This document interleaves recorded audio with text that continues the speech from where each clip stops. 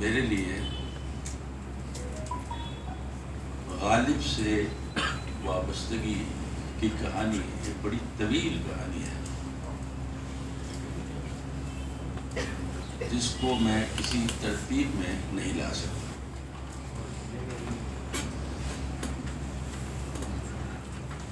یہ عجیب اتفاق تھا کہ میں نے لڑکپن ہی سے جس شاعر کو سب سے زیادہ پڑھنا شروع کیا اور سب سے پہلے پڑھنا شروع کیا وہ مرزا غالب ہی تھے۔ بہت بعد کے زمانوں میں ہم نے یہ ایک تعریف سنی کلاسیکل لٹریچر کی یا کسی کلاسیک کی، کہ کلاسیک کی دیگر تعریفوں کے علاوہ ایک تعریف یہی ہوتی ہے کہ وہ آپ کے ابتدا کے زمانے سے لے کر آخری زمانے تک آپ کا ساتھ دینے کی صلاحیت رکھتا ہے۔ تو میں نے ہی دیکھا کہ جب ہم نے غالب کو ابتدا میں پڑھنا شروع کیا تو جو اس کی سب سے بیرونی تہیں تھیں وہ ہمیں اپنی طرف زیادہ تھی، جس میں کوئی ٹرک ہو، جس میں کوئی لفظی درگزشت ایسا ہو کہ اس کو بڑی آسانی سے ہم شیئر کر سکتے ہوں۔ مثلا مجھے یاد ہے کہ ان کا بڑا ایک مشکل کا شعر، بنیم غمزہ ادا و حق ودیعت ناز، نیام پردہ زخم جگر سے خنجر کھینچ۔ تو ہم اس میں اس کے مطالب کو سلجھاتے ہوئے جس چیز پر بہت گفتگو ہوتے تھے وہ یہ تھا کہ نیام میں سے اگر الف کھینچ لیا جائے تو نیم باقی بچتا ہے، اور اس نے یہی کہا ہے کہ بنیم غمزہ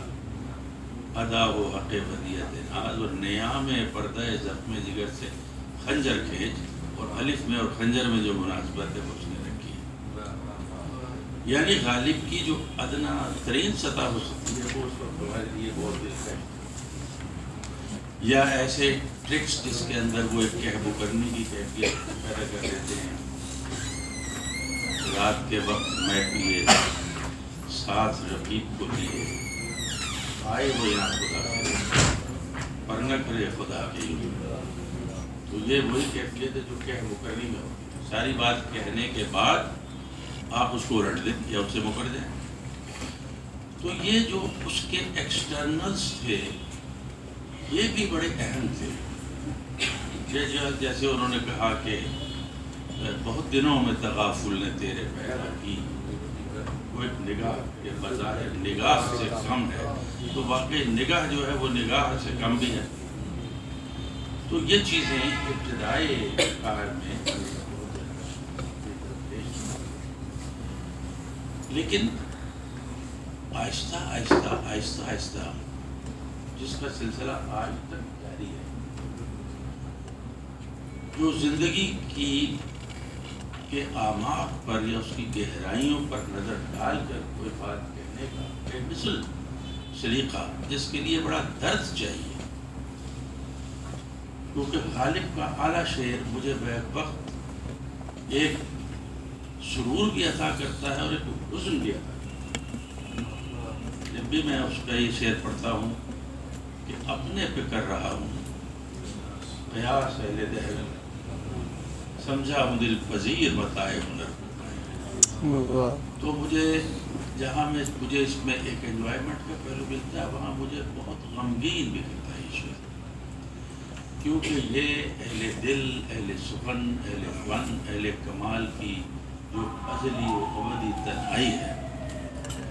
اس کا آئینہ دار ہے شعر، کہ وہ اتنے تنہا ہوتے ہیں اور جن چیزوں کو وہ سمجھتے ہیں کہ ان کی سب سے زیادہ قدر و قیمت ہے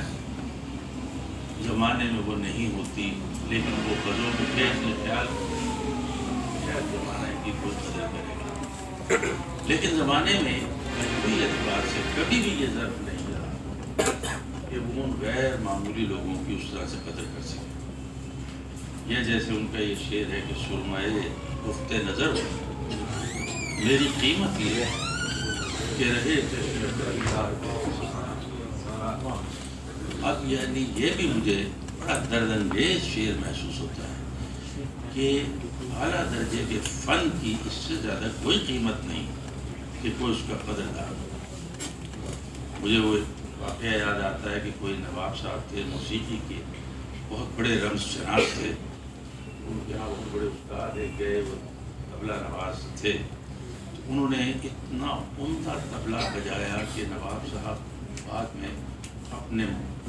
سے نشست سے اٹھ کر آئے اور ہاتھ جوڑ کر کہا کہ خان صاحب ہم آپ کے غلام۔ انہوں نے ہاتھ جوڑ کر کہا کہ نواب صاحب جو جانتا ہے وہ ہمارا غلام ہے، جو نہیں جانتا ہم اس کے غلام ہیں۔ واہ واہ کیا بات!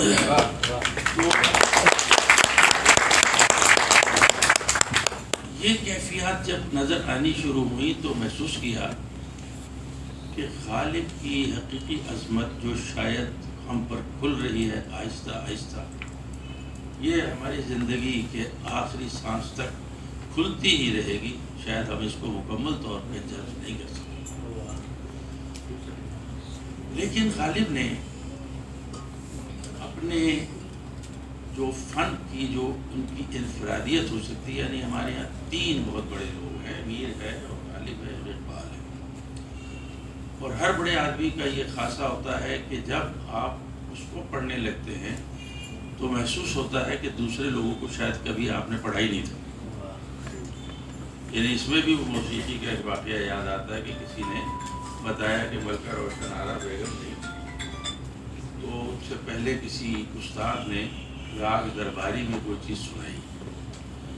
تو وہ سننے والے کا کہنا یہ تھا کہ اس قدر عمدہ اس کی گائیکی تھی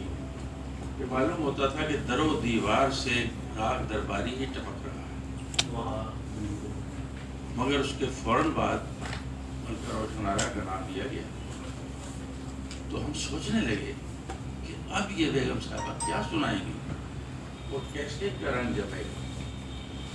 لیکن جب وہ جا کے وہاں بیٹھی اور انہوں نے بالکل مختلف راگ پیش کرنا شروع کیا تو چند منٹ کے اندر یہ محسوس ہونے لگا کہ شاید اس ایوان میں کبھی راگ درباری گایا ہی نہیں گیا۔ تو یہ تینوں ایسے ہی یہ لوگ ہیں کہ جس کسی کو آپ پڑھنا شروع کرتے ہیں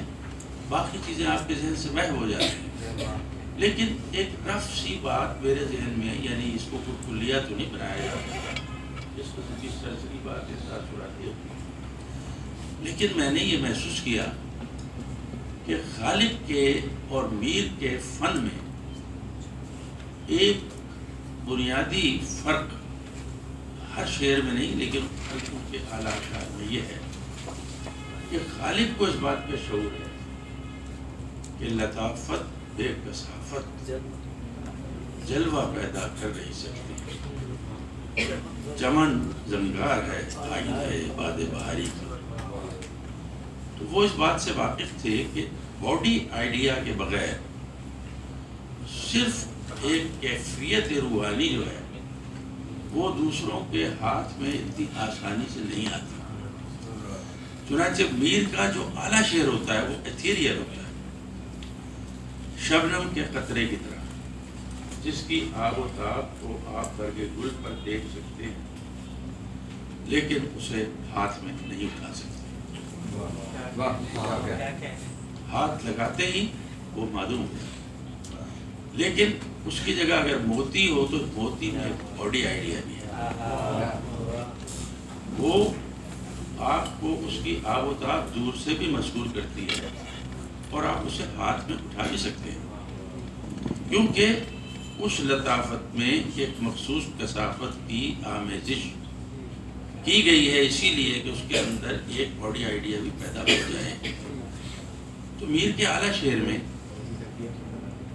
ایک ایسی کیفیت ہوتی ہے جس کو آپ ہاتھ نہیں لگا سکتے، رنگے گلو ہوئے گل ہوتے ہیں آباد دونوں، کیا قافلہ جاتا ہے تو بھی جو چلا چاہے۔ اس شعر کی کیفیت میں آپ لوگ سنتے ہیں، آپ اس شعر کے معانی بیان نہیں کر سکتے. اس شعر کی شرح لکھنے کے لیے بہت مشکل ہے، لیکن غالب کا یہ کمال ہے کہ اس نے اپنے شعر کی ایک کیفیت اور ایک روح بھی رکھی ہے، اور اس کا باڈی آئیڈیا، اس کی انسانیت بھی متعین کی ہے. چنانچہ اس کے اعلیٰ شعر کی نہ صرف کیفیت سے آپ لطف اندوز ہوتے ہیں، بلکہ آپ چاہیں تو اس کی خارجی اوصاف کی بنا پر اس کی شرح بھی لکھ سکتے ہیں. شاید اسی لیے غالب کی شرح زیادہ لکھی ہے. تو پھر میں نے یہ دیکھا کہ اگر ہم ان تمام بڑے لوگوں کی موجودگی میں یہ دیکھیں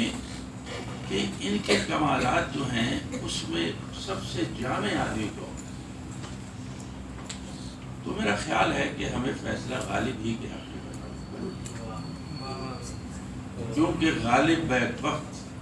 نظم و نثر اردو اور فارسی میں بہت بڑے قد و قامت کے آدمی ہیں. اقبال خود ان کے بے حد مداح تھے. انہوں نے کہا ہے تیرے کشتے فکر سے اگتے ہیں عالم سبزہ وار. اتنا کریٹو مصرع، تیرے کشتے فکر سے اگتے ہیں عالم سبزہ وار. تیرے ذہن میں وہ زرخیزی ہے کہ جس طرح زمین سے سبزہ اگتا ہے، اس طرح سے عالم پورے پورے اگ رہے ہیں تیرے ذہن سے. تو وہ خود غالب کے بہت بڑے مداح تھے، اور انہوں نے اپنی جو شذرات میں ہسٹری ریفلیکشنز کے نام سے، ان میں انہوں نے یہ بات بہت وضاحت سے کہی ہے، یہ recognition is yet to come. اس آدمی کے کمالات کا اعتراف ابھی باقی ہے. اور بطور خاص انہوں نے ان کے فارسی کلام کو اس پر اعتراض کرتے ہوئے کہا ہے کہ ہم ہندی مسلمانوں کی اگر کوئی باقی رہ جانے والی کوئی عطا ہے مجموعی اسلامی ادب میں، تو وہ مرزا غالب کا فارسی کلام. مجھے یہ دیکھا میں نے کہ ان کے اردو کے خطوط،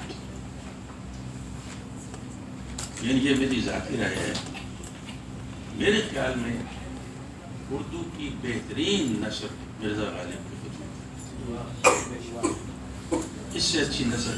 کوئی نہیں ہے، میری رائے. اس لیے کہ اس میں برجستگی اور بے ساختگی کے علاوہ وہ تخلیقیت بھی ہے جس میں آپ دیکھتے ہیں کہ تحریر میں سے کوئی چیز پھوٹنے لگتی ہے، جیسے کوئی چیز پھوٹ رہی ہو. وہ ایک جملے میں اتنا زندہ نقشہ کھینچ سکتے ہیں. مثلا جب انہوں نے یہ کہا کہ میں بہت بیمار ہوں، گراں جاں ہوں، اٹھنا میرے لیے بہت مشکل ہے،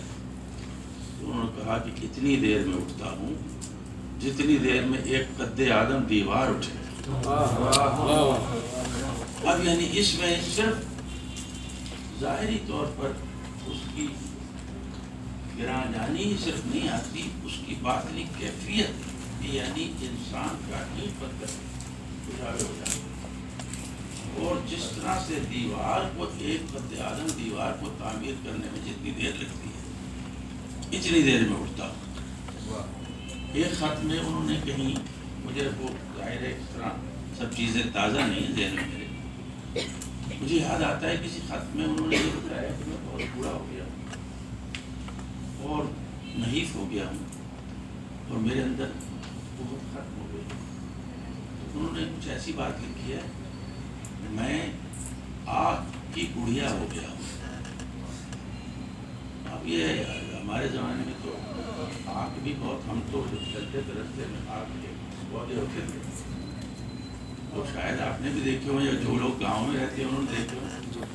اس میں ایک سبز رنگ کی وہ آم کی شکل کی ایک پھل بنتی ہے جس کے اندر اس کے اڑنے والے بیج ہوتے ہیں. شروع میں تو وہ تر ہوتے ہیں، جب وہ کھلتی ہے موسم میں تو وہ پرواز کرنا شروع کر لیتے ہیں. بیچ میں ایک بیج ہوتا ہے، چاروں طرف ایک ہوتا ہے، اس کو آگ کی گڑیا کہتے ہیں. تو کہا میں تو آگ کی بڑھیا ہو گیا ہوں، پھونک مارنے سے اڑ جاؤں گا۔ اب یہ یعنی کریٹیوٹی اس جملوں کے اندر آ گئی۔ اب یہ تو ہم ہمیشہ سنتے چلے آئے ہیں کہ فلاں آدمی چراغ سحر ہے، لیکن انہوں نے کہا کہ میں چراغ سحر ہوں یا آفتاب سر کوثر۔ واہ تو یہ دوسرا ٹکڑا جو ہے آفتاب سر کوثر، مجھے ہمیشہ محسوس ہوتا ہے کہ اس نے اس کی ڈائمنشن میں اضافہ کر دیا ہے۔ چراغ سحر اچھا خاصا کلیشے ہو گیا ہے، لیکن جب اس نے کہا آفتاب سر کوثر تو آپ پلٹ کر چراغ سحر کے معنی کو بھی دوبارہ دیکھتے ہیں۔ تو ان کے ہاں نثر ہو یا نظم ہو، ایک انوکھا پن، ایک کریٹیوٹی زبردست، جو حالی نے جو میرے خیال سے بہت ہی مناسب لفظ ان کے لیے استعمال کیا ہے، ایک روشن دماغ تھا، شہر میں ایک چراغ تھا۔ مولانا علی کا یہ مرثیہ جو ہے خصوصاً اس میں جہاں وہ ذاتی حوالے پر آئے ہیں تو جتنا احساس ضیاء اس میں شدت سے ہے، لوگ کچھ پوچھنے کو آتے ہیں، اہل میت جنازہ ٹھہرائیں، لائیں گے پھر کہاں سے غالب کو، سوئے مدفن ابھی نہ لے جائیں، مرثیہ اس کا لکھتے ہیں احباب، کس سے اصلاح لیں کدھر جائیں، قدسی و صاحب و کلیم و اسیر، لوگ جو چاہیں ان کو ٹھہرائیں، ہم نے سب کا کلام دیکھا ہے ادب شرط نہ کھلوائیں، غالب نقطہ داں سے کیا نسبت، خاک کو آسمان سے کیا نسبت۔ تو ان کے ابھی بریگیڈیئر صاحب نے ان کا بڑا کنٹریبیوشن ہے غالبیات میں، سب شیر غالب بہت اچھی کتاب ہے۔ انہوں نے فرمایا نا کہ ان کی جو خصوصیات ہیں وہ ظاہر ہے کہ ہم میں سے کوئی بھی ایک نشست میں خصوصیات ہے، لیکن ان کا ایک مخصوص رجحان یہ ہے کہ رسم و رہ عام سے ہٹ جانا چاہیے۔ انہوں نے زندگی میں بھی اسے برقرار رکھا، اپنے خطوط میں لکھتے ہیں کہ جب میں نے میرا جو ہے وہ جوانی میں نے بھی داڑھی گھٹی ہوئی تھی اور چہرہ میرا جو چمپائی تھا اور ایسا ہوتا، لیکن جب تیسرے دن کلوں پر چونٹی کے انڈے رینگنے لگے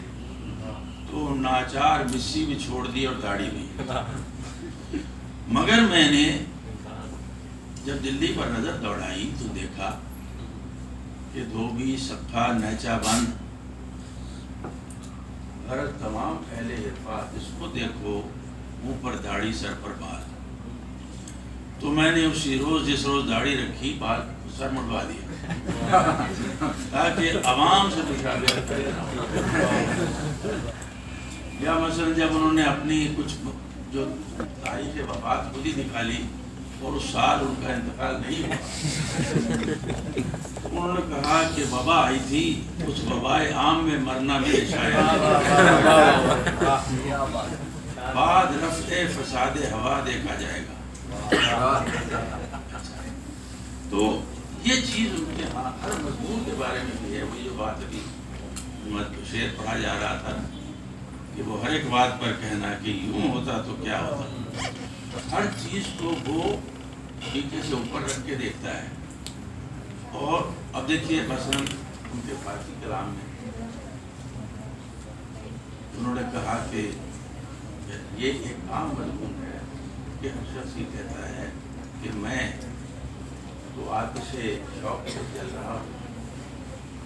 لیکن کسی کو نظر نہیں آتا، اندر ہے میرے جو کچھ ہے، جتنی تکلیف ہے باہر سے دکھائی نہیں دیتی۔ غالب نے کہا ایسا بھی تو ہونا چاہیے کہ باہر سے ہی دکھائی دیتی ہو اندر کچھ بھی نہ ہو،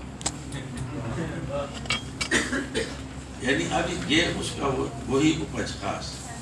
چنانچہ انہوں نے ایک ترکیب ایجاد کی، شراب آتش،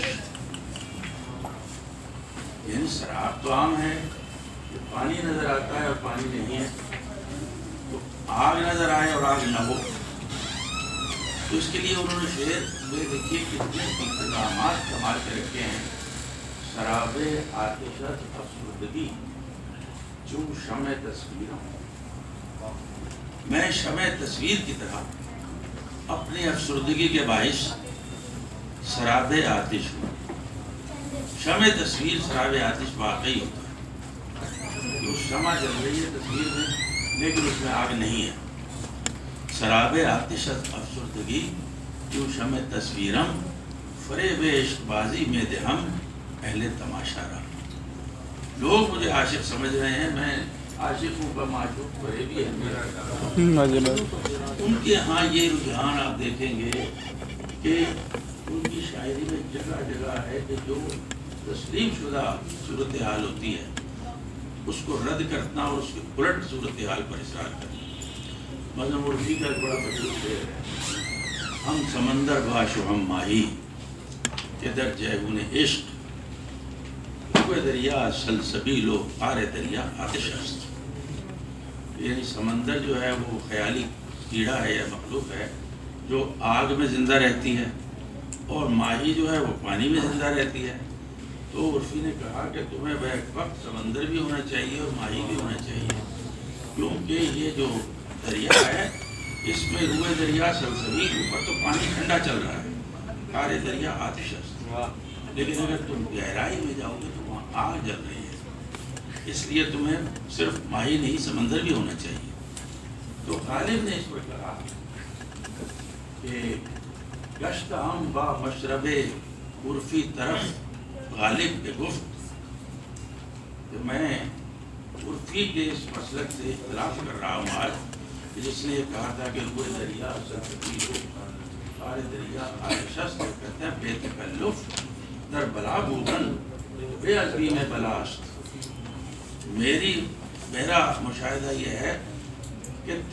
بلا یا مصیبت کے اندر گرفتار ہو جانا اتنا مشکل نہیں جتنا مشکل اس کی آمد کا انتظار کرنا. بے تکلف در بلا بودن بے عزبی میں بلاست، آرے دریا سلسبیل و روئے دریا آتش است.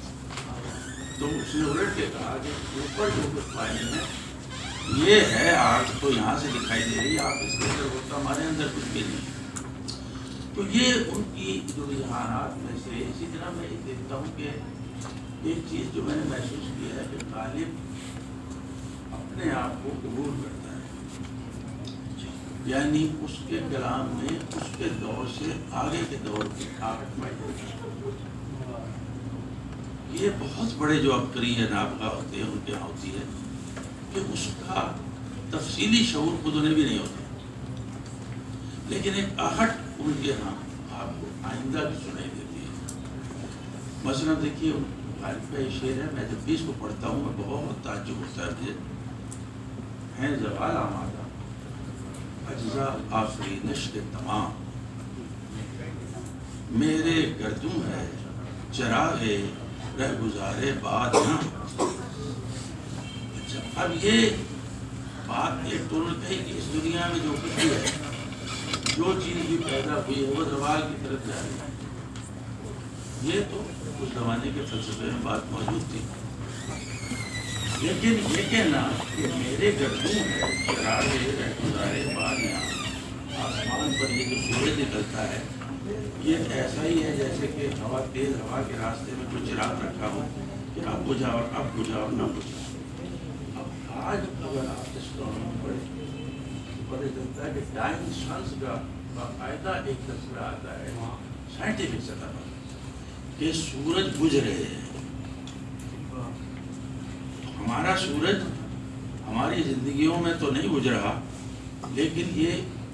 کیلکولیٹڈ ہے کہ اتنے بلین سال کے بعد اس سورج کی توانائی جو اس کے اندر مستقل ایک وہ انفجار ہو رہا ہے آگ کا، یہ ڈھل جائے گا، ختم ہو جائے گا اور سورج کی. تو یہ بات جو اس نے کہی ہے یہ اس کے دور سے بہت دور کی امیج تھا جو اس نے پیش کیا. خیر میرا خیال ہے کہ میں اس سے پہلے جو آپ نے سنی کو تدوین اور تقدیم دونوں کی بہت عمدہ کالج تھی. کالج سے میرا تعلق اتنا پرانا، اتنا گہرا اور اتنا شدید ہے کہ میں اگر اس پر اسی طرح آزاد تلازم خیال کے تحت باتیں کرتا رہوں تو وہ معقولیت کی حد سے آگے جائیں گے. میرا خیال ہے مجھے یہی رک جانا چاہیے. میں بہت شکر گزار ہوں.